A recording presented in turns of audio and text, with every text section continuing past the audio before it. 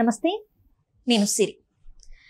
ఇప్పుడు అంటే ఇప్పుడున్న ప్రజెంట్ కాలంలో చాలామంది మరి ఆ స్ట్రెస్ లెవెల్స్ని వాళ్ళు హ్యాండిల్ చేయలేకనో, లేకపోతే వర్క్ ప్రెషరా, లేకపోతే ఇంకేంటి కుటుంబ సమస్యల దేనివల్ల తెలియదు, కానీ చాలామంది సూసైడల్ థాట్సే కావచ్చు, సూసైడ్ చేసుకోవడమే కావచ్చు, ఇలాంటివన్నీ జరుగుతున్నాయి. మనం చాలా వరకు ఎక్కువ వరకు ఈ మధ్యకాలంలో ఆ కేసెస్ చూస్తున్నాం. అయితే ఇప్పుడు మనం చూసుకున్నట్టయితే నిన్న మనం చూసాము, ప్రముఖ సింగర్ కల్పన గారు కూడా ఆత్మహత్య యత్నం అయితే చేయడం జరిగింది.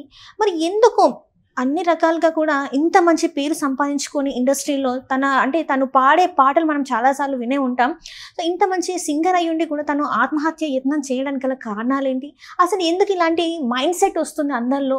సో ఇలాంటి విషయాలు అన్నీ మనకు తెలియజేయడానికి ఈరోజు మనతో పాటు ఉన్నారు బహుముఖ ప్రజ్ఞాశాలి స్పిరిచువల్ మెంటర్ కరుణమ్మ గారు. నమస్కారం అమ్మ. నమస్తే అమ్మ. ఇప్పుడున్న కాలంలో చాలామంది ఏంటంటే వాళ్ళు డబ్బుల పరంగా బాగున్నా కూడా మరి ఏమవుతుందో తెలీదు. సడన్గా ఇవాళ బాగానే ఉంటారు, రేపు చూస్తే అయ్యో చనిపోయారు, సూసైడ్ చేసుకొని చనిపోయారు అన్నట్టు వింటున్నాం. ఇంకొంతమంది ఏంటంటే వాళ్ళ వర్క్ ప్రెషర్ని హ్యాండిల్ చేసుకోలేక అలా చనిపోతున్నారు. ఇంకొంతమంది లవ్ ఫెయిల్యూర్. ఇలా ప్రతి ఒక్కరికి ఎండ్ పాయింట్ వాళ్ళు ఏం చూస్ చేసుకుంటున్నారంటే సూసైడ్ చేసుకుంటే దీనికి ఎక్కువ ఎండ్ పాయింట్ లాగా వాళ్ళు అందరూ అనుకుంటున్నారు. సో అదే క్రమంలో ఇప్పుడు సింగర్ కల్పన గారు కూడా ఏంటంటే ఆత్మహత్య యత్నం చేశారు, సూసైడ్ అటెంప్ట్ చేశారు. ఎందుకు ఇంత మంచి పేరు ప్రఖ్యాతలు ఉన్నా కూడా వీళ్ళు ఇలాంటి వాటికి దారి వేసుకుంటున్నారు? ఎందుకు ఇట్లా చేయాలని అనుకుంటున్నారు? అసలు వీళ్ళ మెంటల్ స్టేటస్ ఎలా ఉంటుంది? ఎందుకు ఇలాంటివన్నీ జరుగుతున్నాయి అసలు మన సొసైటీలో? చాలా మంచి ప్రశ్నే. ఈ ప్రశ్నని గత చాలా సందర్భాల్లో ఎవరైనా సూసైడ్ చేసుకుంటే, ముఖ్యంగా ప్రముఖులు కానీ లేదా అపరిచితులైనా సరే, సమాజంలో ఎవరైనా ఆత్మహత్య చేసుకున్న సందర్భంలో మన మీడియాలో అనేక మంది ఈ అంశం గురించి చర్చించుకోవడము, మళ్ళీ యథావిధిగా ఆత్మహత్యలు చేసుకునే వాళ్ళు చేసుకోవడము జరుగుతూనే ఉంది. దీని అంతటికీ ఒక కేంద్రము ఉంటుందండి. అదేమిటి అంటే మెదడు. మనిషికి brain is the central point. ఈ సెంటర్ నుంచి అన్ని ఆర్డర్స్ వెళ్తూ ఉంటాయి బ్రెయిన్ నుంచి. ఈ చెయ్యి ఇలా కదపాలన్నా, మనం మాట్లాడాలన్నా, తినాలన్నా, ఎవరినైనా కలవాలన్నా, కదలాలన్నా, ప్రతి కదలికకి మానవుడికి బ్రెయిన్ నుంచి సంకేతాలు పెడతాయి. So brain is a centre. అటువంటి కేంద్రాన్ని ప్రతి మనిషిలో ఉంటుంది కదా బ్రెయిన్. ఆ కేంద్రాన్ని చాలా సురక్షితంగా కాపాడుకోవడము మానవుడి యొక్క ధర్మము. అంటే బ్రెయిన్ సరిగ్గా ఉంచుకోవాలి. అంటే దానికి తగిన పోషక విలువలతో కూడిన ఆహారాన్ని తీసుకోవాలి. క్రమశిక్షణతో కూడినటువంటి అలవాట్లని మానవుడు ఏర్పాటు చేసుకోవాలి. అంటే చిన్నప్పుడు తల్లిదండ్రులు నేర్పించాలి, తర్వాత గురువులు నేర్పాలి, పెద్దయ్యాక ఇవే వీళ్ళు వాళ్ళ వ్యక్తిత్వ వికాసం అంటాం. అంటే వాళ్ళ క్యారెక్టరిస్టిక్స్ వాళ్ళు డెవలప్ చేసుకోగలుగుతారు. అంటే చిన్నప్పటి నుంచి ఒక క్రమబద్ధమైన క్రమశిక్షణని ఎవరైతే ఏర్పాటు చేసుకోగలిగారో వాళ్ళు వాళ్ళ జీవితాన్ని పద్ధతిగా జీవించగలుగుతారు. అలాగా వాళ్ళు లైఫ్లో ఏదైనా అచీవ్మెంట్ చేయడానికి ఒక చక్కటి ప్లాట్ఫాము వాళ్ళకి ఏర్పడిపోతుంది ఆటోమేటిక్గా. ఎందుకంటే యద్భావం తద్భవతి. మనం ఎలా ఆలోచిస్తామో అలా ఆచరణలో పెడతాము. ఎలా మన మైండ్ సెట్ ఉంటుందో అలాగే ముందుకి కొనసాగుతాము. అటువంటి వాళ్ళని దృఢ సంకల్పంతో ఉంటారు కాబట్టి ఎవ్వరూ ఏమార్చలేరు, ఎవ్వరూ పాడు చేయలేరు, వాళ్ళని పక్కకి తీసుకెళ్ళలేరు.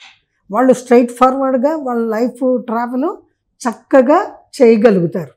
మరి ఇటువంటి ఆలోచనలకి ఆ కేంద్రంలో తావు ఎట్లా వస్తుంది అంటే, ఫస్ట్ బేసిక్గా తల్లిదండ్రుల బ్రాటప్ అనేది ఇంపార్టెంట్. పిల్లల్ని కనగానే సరికాదు, వాళ్ళని పెంచేటప్పుడు వాళ్ళకి కొన్ని క్రమశిక్షణ విధి విధానాలు నేర్పాలి ప్రతి తల్లి తండ్రి.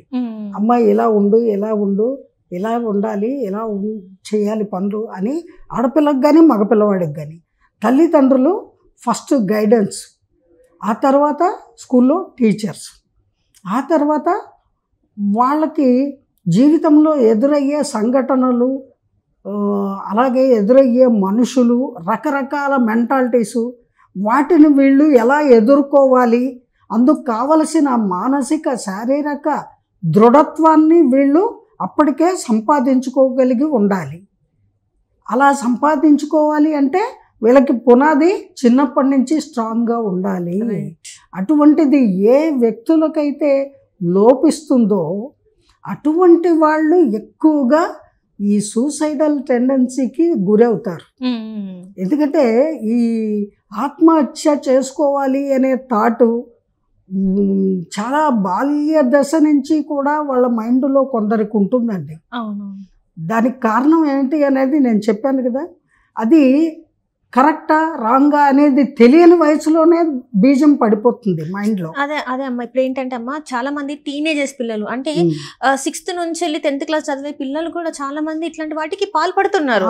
అంటే అది మరి స్కూల్లో ప్రెషరా, లేకపోతే చదవాలి, లేకపోతే ఇంట్లో మీరు చదువుతూనే మీరు రేపు మీ లైఫ్ బాగుంటాను వాళ్ళ మీద ప్రెషర్ పెట్టడం వల్ల వాళ్ళు చదవలేక ఇట్లాంటివన్నీ కూడా పాల్పడుతున్నారేమో అని అనిపిస్తుంది. అది కరెక్ట్ కాదు. ఇప్పుడు మా చిన్నప్పుడు మమ్మల్ని చదువుకోమన్నారు కదా, చదువుకున్నాం కదా.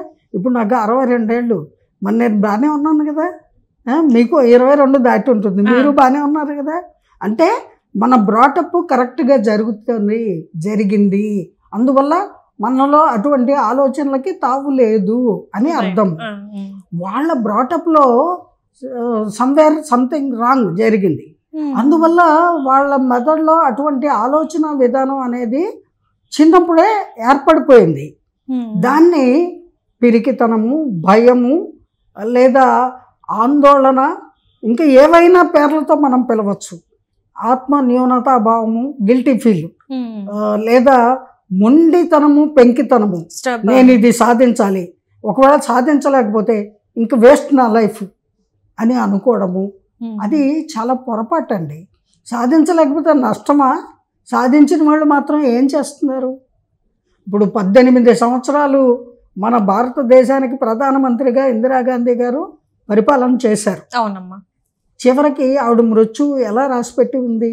తన ఇంట్లోనే తన సెక్యూరిటీ గార్డు కాల్చి పేల్చి చంపేశాడు కదా. అది ఆవిడ ఎక్స్పెక్ట్ చెయ్యని విషయం కదా. బట్ అలా రాసి ఉంది ఆవిడ మరణ శాసనం, భగవంతుడి లిఖితం, అలా జరిగిపోయింది. But she's very strong woman, very determined mind, very ఆవిడ కెపాసిటీ, క్యాలిబర్, ఆవిడ ఇంటెలిజెన్సీ దేశానికి నాయకత్వం వహించే స్థాయిలో ఉన్నాయి. అంటే every woman, every men should feel very proud of her character కదా.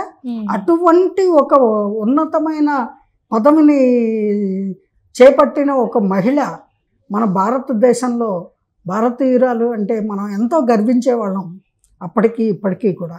అలాగా బతకాలి. అయితే ఏదో ఊహించుకొని నన్ను ఎవరో చంపేస్తారు, లేదా నేను చచ్చిపోవాలి, నేను చచ్చిపోతే సరిపోతుంది, ఇవన్నీ ఫేస్ చేయక్కర్లేదు, ఇలాంటి పిచ్చి పిచ్చి ఆలోచనలు రావడానికి తావు ఎవరిస్తున్నారు? వాళ్ళకి వాళ్ళే ఇచ్చుకుంటున్నారు అంటాను నేను. అది వారి యొక్క అజ్ఞానము, మూఢత్వము, పెంకితనము, వ్యర్థమైన ఆలోచనలకి తావివ్వడం అనేది కరెక్ట్ పని కాదు అనేది చిన్నతనం నుంచే వాళ్ళు నేర్చుకోవాలి. అది తల్లిదండ్రుల పెంపకంలో లోపం అంటాను నేను. వాళ్ళ మెంటాలిటీ ఎలా ఉంది అనేది గ్రహించి చిన్నప్పటి నుంచే తల్లిదండ్రులు వాళ్ళని ధైర్యవంతులుగా, సాహసవంతులుగా, చక్కగా మానవత్వం మూర్తిభవించిన మంచి పౌరులుగా తీర్చిదిద్దాలి వాళ్ళ పిల్లల్ని, ప్రతి తల్లిదండ్రి కూడా. అలా ఎవరైతే వాళ్ళు కన్నపిల్లల పట్ల అంత సమయాన్ని వెచ్చించి అలా క్రమశిక్షణతో కూడిన జీవనాన్ని వాళ్ళకి అలవాటు చేయలేదో, వాళ్ళకి ఒక వయసు వచ్చేసరికి వాళ్ళు అనుకున్నది అచీవ్ చేయలేకపోయినా, లేదా వాళ్ళు ఎందుకు అనుకుంటారో, ఇప్పుడు మీరు అనుకుంటారండి నేను వరల్డ్ బ్యూటీ అవ్వాలి అని, కాలేకపోతారు అనుకుందాం, అంత మాత్రం నష్టమా? లేదు. చచ్చిపోవాలా? సూసైడ్ చేసుకోవాలా? మీరు కాకపోతే ఇంకోళ్ళు అవుతారు. మీరు ఇంకోసారి ట్రై చేయండి, 10 సార్లు చేయండి, 10 సార్లు అవ్వలేదు అనుకోండి, ఇది మన సబ్జెక్ట్ కాదు అందుకే అవ్వట్లేదు అని తక్షణమే మార్చుకోవాలి. అక్కరకు రాని చుట్టము, మ్రొక్కిన వరమయ్యని వేలుపు, మోహరమున తానెక్కిన బారని గుర్రము అంటే యుద్ధంలో తను ఎక్కిన గుర్రం ముందుకు వెళ్ళలేదనుకో గ్రక్కున విడవంగవలయి వెంటనే వదిలిపెట్టి పరిగెత్తి పారిపోవాలి, లేకపోతే వెనక నుంచి ఎవడో సోలంతో పొడిచి చంపేస్తాడు. అంతే కదా. అందుకని ఇది గ్రహించాలి మానవుడు. ఇది నేను సాధించలేకపోతున్నాను అంటే ఇది మన సబ్జెక్ట్లో లేదు, ఇది మనది కాదు, మనం రూట్ మార్చుకోవాలి, మంచి మార్గంలో వెళ్ళాలి, ఇది మనకి తగదు అని తెలుసుకోవాలి. అంతేగాని అజ్ఞానంగా, మొండితనంగా, మూర్ఖత్వంగా నేను ఎందుకు ఇది చేయలేను, నేను చేయలేకపోయాక నా లైఫ్ వేస్ట్ అని అనుకొని ఇక అక్కడితో నేను చచ్చిపోవాలి అనే తీర్మానానికి రావడం తప్పు. అదే సూసైడల్ టెండెన్సీ అంటే. ఆ ఆలోచనల పరంపర మంచిది కాదండి, ఆరోగ్యకరమైన ఆలోచనే కాదు. అటువంటి ఆలోచనలు ఎవరికి వస్తాయో అటువంటి వాళ్ళు తక్షణమే ఒక మంచి సైక్రియాటిస్ట్ని కానీ, సైకాలజిస్ట్ని కానీ, లేదా మంచి మిత్రుల్ని కానీ కలిగి ఉండాలి. వాళ్ళతోటి సత్సంబంధాలు కొనసాగిస్తూ వాళ్ళని సంప్రదించాలి. అటువంటి థాట్స్ వచ్చినప్పుడు they have to come out from that moment. అప్పుడు అలాంటి సాహసానికి పూనుకోరు వాళ్ళు. అది దుస్సాహసము, అది మంచిది కాదు. మంచి సాహసం చేయండి. ఇప్పుడు సునీత విలియమ్స్ లాగా అక్కడికి వెళ్ళండి, అంతేగాని దాన్ని దాటి ఎక్కడికో చచ్చిపోయి వెళ్ళిపోవడం అది కరెక్ట్ కాదు. అజ్ఞానము, అమాయకత్వం కూడా. భగవంతుడు ఇచ్చిన ఈ జన్మని సార్థకం చేసుకోవాలి, కానీ అది చిన్న అల్పమైన వాటి కోసము చాలా ఆత్మన్యూనతాభావంతోటో లేకపోతే గిల్ట్ ఫీలింగ్ తోటో లేకపోతే ఎవరేమనుకుంటారో, ఈ అనుకునే వాళ్ళందరూ మీకు కూడుగుడ్డ నీళ్లు పెడతారా, మిమ్మల్ని పెంచి పోషిస్తారా? లేదుగా. అటువంటి వాళ్ళ కోసం చచ్చిపోతారా? ఎంత అజ్ఞానం అండి. ఆలోచించండి. అటువంటి ఆలోచనలు చేసి ఇలాంటి మూర్ఖత్వపు పనులకి సాహసించకూడదు. ఆత్మహత్య అనేది సొల్యూషనే కాదండి.